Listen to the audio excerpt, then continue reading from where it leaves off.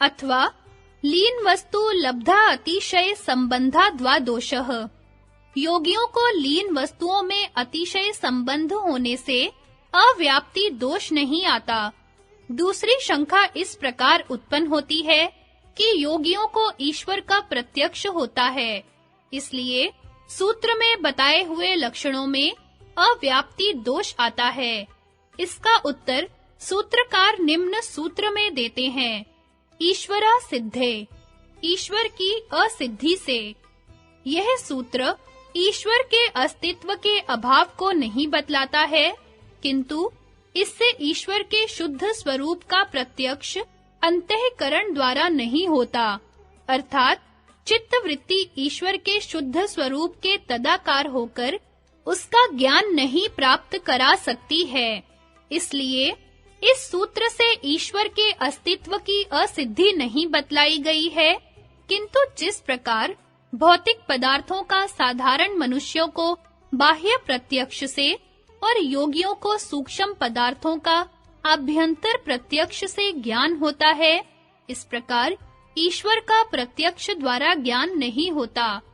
सांख्य ने ईश्वर को ऐसा स्वेच्छाचारी सम्राट नहीं माना है जो अपने मनोरंजन के लिए सृष्टि की रचना करता है और स्वार्थ सिद्धि के लिए सर्वहितकारी नियमों का भी उल्लंघन कर सकता है, किंतु सर्वज्ञ, सर्वशक्तिमान और ज्ञान स्वरूप माना है, जिसकी ज्ञान शक्ति से जड़ प्रकृति में सारे पुरुषों के कल्याणार्थ सृष्टि, उत्पत्ति, स्थिति और प्रलय की ज्ञान, नियम और व्यवस्था पूर्वक क्रिया हो रही है। जैसा स्वयं विज्ञान भिक्षु ने सूत्र 97 के प्रवचन भाष्य में लिखा है, निरिच्छे संस्थिते रत्ने यथा लोह प्रवर्तते सत्ता मात्रेण देवेन तथा चायम जगज्जन्ये अत आत्मनि कर्तृत्वम अकर्तृत्वम च संस्थितम निरिच्छित्वात् कर्तासो कर्ता सन्निधि मात्रतः। जैसे बिना इच्छा वाले रत्न के स्थित रहने मात्र में लोहा प्रवृत्त होता है, वैसे ही सत्ता मात्र देव से जगत की उत्पत्ति आदि होती है। इस कारण ईश्वर में कर्तृत्व और अकर्तृत्व भी अच्छी प्रकार सिद्ध है। वह निरिच्छ होने से अकर्ता और सामीप्य मात्र से कर्ता है। इस बात को गीता के 5वें अध्याय में निम्नलिखित श्लोकों में दर्शाया है। न कर्तृत्वम न कर्माणि लोकस्य सृजति प्रभु न कर्म फल संयोगम स्वभावस्तु परिवर्तते न धत्ते कस्यचित् पापम न चैव सुकृतं विभु अज्ञाने नावृतम् ज्ञानं तेन मुह्यन्ति जन्तवः ज्ञानेन तु तद्ज्ञानं येषा नास्ति मात्मनः तेषाम् आदित्यवज् ज्ञानं प्रकाश्यति तत्परम्। ईश्वर भूत प्राणियों के न कर्तापन को और न कर्मों तथा कर्मों के फल के संयोग को रचता है, किंतु परमात्मा के सानिध्य से प्रकृति ही बरतती है, अर्थात गुण ही गुणों में बरत रहे हैं। सर्वव्यापी ईश्वर न किसी के पाप को और न किसी के शुभ कर्म को भी ग्रहण करता है, किंतु अविद्या से ज्ञान ढका हुआ है। इससे सब जीव मोहित हो रहे हैं, परंतु जिनका अंतःकरण का अज्ञान विवेक ज्ञान द्वारा नाश हो गया है, उनका वह ज्ञान सूर्य के सदृश उस पर ब्रह्म परमात्मा के स्वरूप को हृदय में प्रकाशित करता है, अर्थात साक्षात कराता है। ईदृशेश्वर सिद्धि सिद्धा। उपर्युक्त सूत्र से ईश्वर की सिद्धि स्पष्ट शब्दों में बतलाई गई है।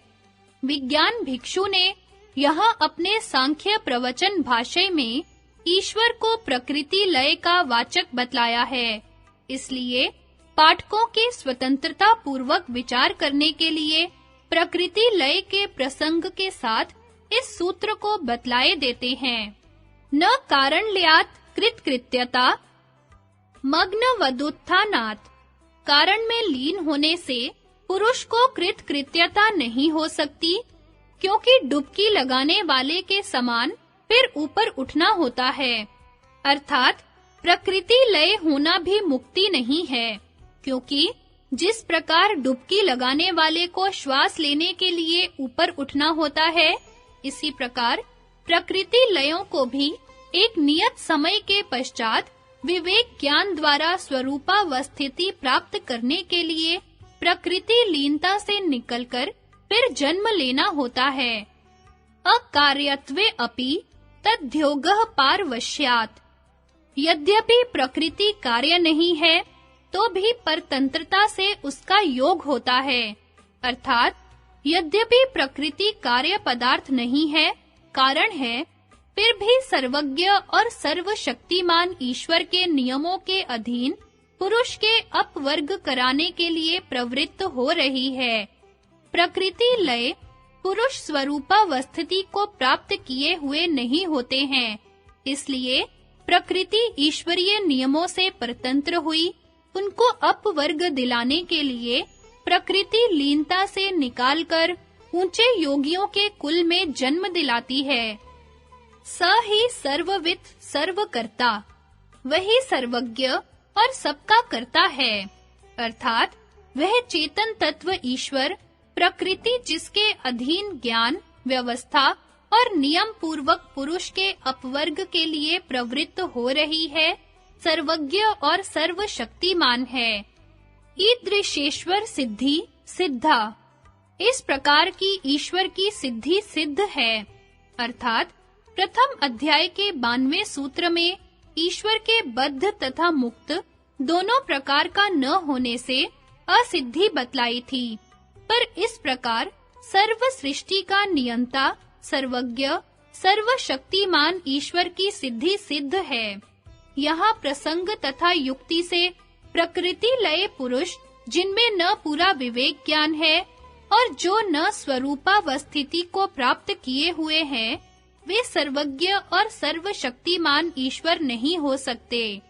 यदि प्रकृति लय से सर्वज्ञ और सर्वशक्तिमान ईश्वर के ही अर्थ लिए जाएं, तो समष्टि प्रकृति के अधिष्ठाता समष्टि रूपेण चेतन तत्व ईश्वर के ही हो सकते हैं। संभव है विज्ञान भिक्षु ने प्रकृति लय के सर्वज्ञ और सर्वशक्तिमान ईश्वर के अर्थ इस अभिप्राय से किए हों कि योगियों को समाधि द्वारा केवल महत तत्व तक ही साक्षात्कार होता है। इससे अव्यक्त मूल प्रकृति अनुमान गम्य होती है। इसलिए अनुमान गम्य अव्यक्त कारण प्रकृति के अधिष्ठाता ईश्वर भी महत तत्व के अधिष्ठाता हिरण्यगर्भ रूप से ही व्यक्त हो सकते हैं। अतः डुबकी लगाने वाले के सदृश प्रकृति से बाहर निकालने से अभिप्राय महत तत्व अर्थात समष्टि सूक्ष्म जगत के अधिष्ठाता हिरण्यगर्भ रूप से पुरुष को अपवर्ग दिलाने के लिए सृष्टि उत्पत्ति के समय प्रकट होना है।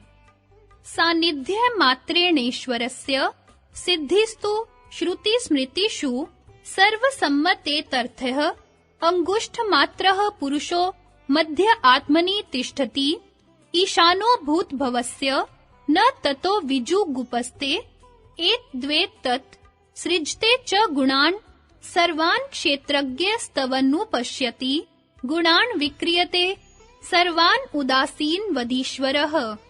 अंगुष्ठ परिमाण हृदय देश है। उस हृदयाकाश में वर्तमान पुरुष को हृदय की उपाधि के कारण अंगुष्ठ मात्र कहा है। वह अंगुष्ठ मात्र पुरुष शरीर के भीतर रहता है, जो उस भूत और भविष्यत के स्वामी आत्मा को जानकर फिर कुछ भी छिपाना नहीं चाहता। वही यह आत्म तत्व है और सब गुणों को उत्पन्न करता है। पीछे क्षेत्रज्ञ तो देखता है, ईश्वर उदासीन के सदृश सब गुणों को कार्य रूप में परिणत करता है। गीता के अध्याय 13 के निम्नलिखित श्लोकों का भी यही आशय है।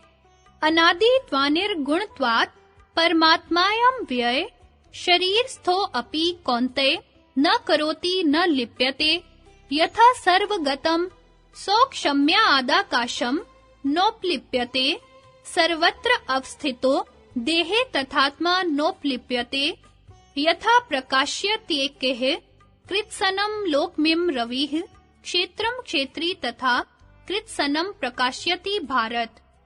हे अर्जुन, अनादि होने से और गुणातीत होने से वह अविनाशी परमात्मा शरीर में स्थित हुआ भी न करता है और न लिपायमान होता है।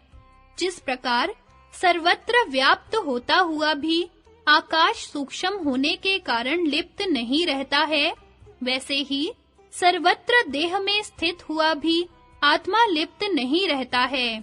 हे अर्जुन, जिस प्रकार एक ही सूर्य इस संपूर्ण ब्रह्मांड को प्रकाशित करता है, उसी प्रकार एक ही आत्मा संपूर्ण क्षेत्र को प्रकाशित करता है।